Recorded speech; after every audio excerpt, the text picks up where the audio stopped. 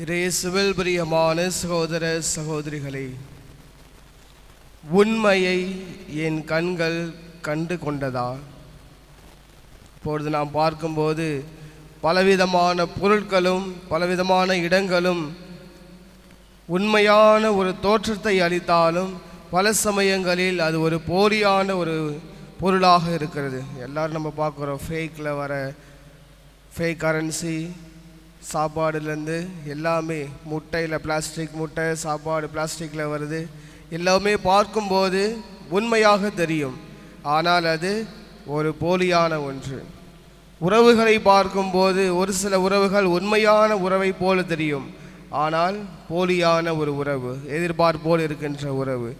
இப்படி நாம் பார்க்கின்ற பல விஷயங்களில் உண்மையும் இருக்கிறது, போலியும் இருக்கிறது.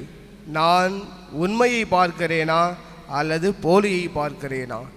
இன்று ஆண்டவர் இயேசு கிறிஸ்து அந்த கடல் மீது நடந்து செல்லுகின்ற போது அந்த சீடர்கள் எல்லோரும் இயேசுவை பார்த்தார்கள், ஆனால் உண்மையான இயேசுவை அவர்கள் உணர்ந்து கொண்டார்களா? முதல்ல பார்க்கும்போது ஐயோ பேய் வருதுன்னு தான் பயந்தாங்க. ஆண்டவர் இயேசுவை அவர்கள் உணரவில்லை. அதே போன்று பல சமயங்கள் நம் ஆண்டவர் இயேசு கிறிஸ்து உங்களையும் என்னையும் தேடி வருகிறார்.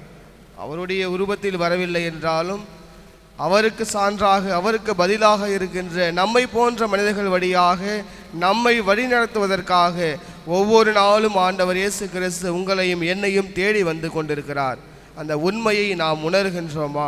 அந்த உண்மையை நாம் பார்க்க முடிகிறதா நம்மால்? ஆண்டவர் இயேசு தான் எனக்காக வந்திருக்கிறார், இவர் வழியாகத்தான் என்னை வழிநடத்துவதற்காக என்று வந்திருக்கிறார் என்று நம்முடைய கண்கள் அவரை பார்க்கின்றதா? இல்லை, சீடர்களை மாதிரி எப்படி ஆண்டவர் இயேசுவை பார்க்கும்போது பேய் என்று அலறினார்களோ அதே போன்று நாமும் யாராவது நமக்கு அறிவுரையோ நீங்கள் செய்கிறது தப்புன்னு சொல்ல வரும்போது நம்ம என்ன சொல்லுவோம்?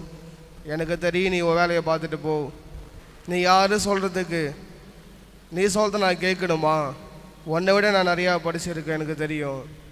இது போன்ற வார்த்தைகளை எல்லாம் நாம் பேசுகிறோம் என்றால் அந்த சீடர்களை போன்று ஆண்டவர் இயேசுவை பார்த்தும் அவர்கள் பேய் என்று அஞ்சினார்கள். நாமும் ஆண்டவர் இயேசுவை ஒவ்வொரு நாளும் பார்த்து கொண்டிருக்கிறோம். பார்த்த பிறகும் இப்படிப்பட்ட ஒரு வாழ்க்கையை நாம் வாழ்ந்து கொண்டிருந்தால் என்னுடைய கண்கள் உண்மையான ஆண்டவர் இயேசுவை காணவில்லை. நான் உண்மையான ஆண்டவர் இயேசுவை எப்பொழுது என் கண்களால் காணுகிறேனோ அப்பொழுதுதான் என்னுடைய வாழ்க்கை வளம் பெறும். ஆண்டவர் இயேசுவை அந்த சீடர்கள் கண்ட பிறகுதான் அவர் படகிலே ஏறினார். அந்த படகு அமைதியான ஒரு நிலையில் இருந்தது. கடலுடைய அந்த கொந்தளிப்பு எல்லாம் குறைந்து அமைதியான ஒரு சூழ்நிலையில் நிலவியது. ஆண்டவர் இயேசுவை நம்முடைய கண்களில் காணுகின்ற போது, அவர் என்னுடைய உள்ளத்திலே வருகின்ற போது என்னுடைய குடும்பம் அமைதியான ஒரு குடும்பமாக இருக்கும். என்னுடைய பிள்ளைகள் ஒரு அமைதியான ஒரு வாழ்க்கையாக வாழ்வார்கள். எந்த ஒரு சண்டை சச்சரவும் இல்லாமல் இருக்க வேண்டும் என்றால் மனிதர்கள் உருவத்தில் வருகின்ற நம் ஆண்டவர் இயேசுவை நம்முடைய கண்கள் கண்டு கொள்ள வேண்டும். ஆண்டவர் இயேசு அவர் மூலமாக நமக்கு அறிவுரை தருகின்ற அந்த அறிவுரைகளை என்னுடைய வாழ்க்கையில் நான் ஏற்று நடக்கின்ற போது என்னுடைய வாழ்க்கை அமைதியான, மகிழ்ச்சியான, அன்பு நிறைந்த, கடவுள் விருப்பப்படுகின்ற ஒரு வாழ்க்கையாக அமையும். எனவே அன்புக்குரியவர்களை, தொடர்ந்து இந்த திருப்பலியில் நாம் இறைவனிடம் வேண்டுவது, ஒவ்வொரு நாளும் ஆண்டவர் இயேசு உங்களையும் என்னையும் பார்ப்பதற்காக வந்து கொண்டிருக்கிறார்.